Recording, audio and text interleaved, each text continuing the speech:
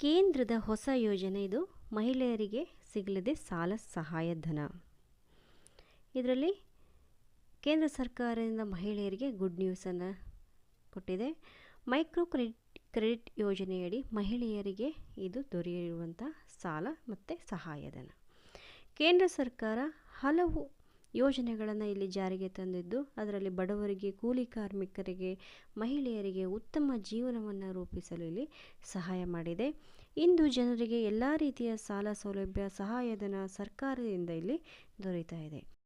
ಅದರಲ್ಲೂ ಮಹಿಳೆಯರಿಗಾಗಿ ರಾಜ್ಯ ಹಾಗೂ ಕೇಂದ್ರ ಸರ್ಕಾರ ಹಲವು ಯೋಜನೆಗಳನ್ನು ಜಾರಿಗೊಳಿಸಿ ಸಹಾಯಧನ, ಸಾಲ ಸೌಲಭ್ಯ ಜೊತೆಗೆ ಸಬ್ಸಿಡಿಯನ್ನು ನೀಡ್ತಾ ಇದೆ. ಇದೀಗ ವಿವಿಧ ಯೋಜನೆಯಲ್ಲಿ ಸಾಲ ಹಾಗೂ ಸಹಾಯಧನಕ್ಕೆ ಅರ್ಜಿ ಆಹ್ವಾನಿಸಿದೆ. ಇದರ ಕುರಿತು ಸಂಪೂರ್ಣ ಮಾಹಿತಿಯನ್ನು ಇಲ್ಲಿ ತಿಳ್ಕೊಳ್ಳೋಣ ಬನ್ನಿ.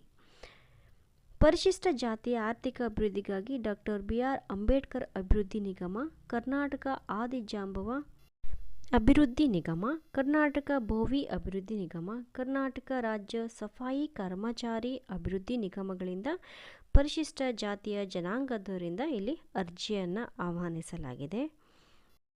ಯಾವ ಯಾವ ಯೋಜನೆಗಳಿಗೆ ಅರ್ಜಿ ಆಹ್ವಾನಿಸಲಾಗಿದೆ ಅಂದರೆ, ಗಂಗಾ ಕಲ್ಯಾಣ ಯೋಜನೆ ಅಂದರೆ ಮೈಕ್ರೋ ಕ್ರೆಡಿಟ್ ಯೋಜನೆ, ಉದ್ಯಮಶೀಲತಾ ಯೋಜನೆಗಳಿಗೆ ಅಂದರೆ ಬ್ಯಾಂಕುಗಳ ಸಹಯೋಗದೊಂದಿಗೆ ಅರ್ಜಿಯನ್ನು ಆಹ್ವಾನಿಸಲಾಗಿದೆ.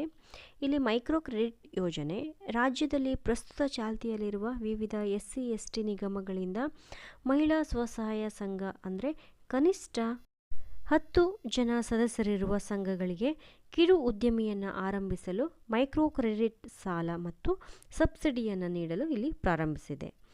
ಮೈಕ್ರೋ ಕ್ರೆಡಿಟ್ ಯೋಜನೆಯಲ್ಲಿ ಮಹಿಳಾ ಸ್ವಸಹಾಯ ಸಂಘಗಳಿಗೆ ಕಿರು ಆರ್ಥಿಕ ಚಟುವಟಿಕೆಗಳ ಸಾಲ ಹಾಗೂ ಸಹಾಯಧನ ಸೌಲಭ್ಯವನ್ನು ಇಲ್ಲಿ ನೀಡಲಾಗುವುದು.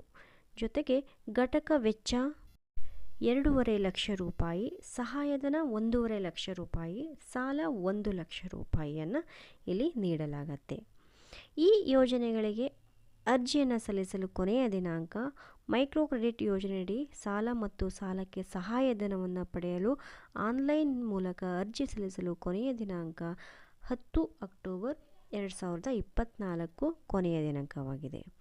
ಈ ಯೋಜನೆ ಅರ್ಜಿ ಸಲ್ಲಿಸಲು ಬೇಕಾಗುವ ದಾಖಲೆಗಳು: ಸ್ವಸಹಾಯ ಸಂಘ ನೋಂದಣಿಯಾಗಿರುವುದರ ಪ್ರಮಾಣಪತ್ರ ಮತ್ತು ಪೂರಕ ದಾಖಲೆಗಳು, ಆಧಾರ್ ಕಾರ್ಡ್, ಸಂಘದ ಬ್ಯಾಂಕ್ ಪಾಸ್ಬುಕ್ಕು.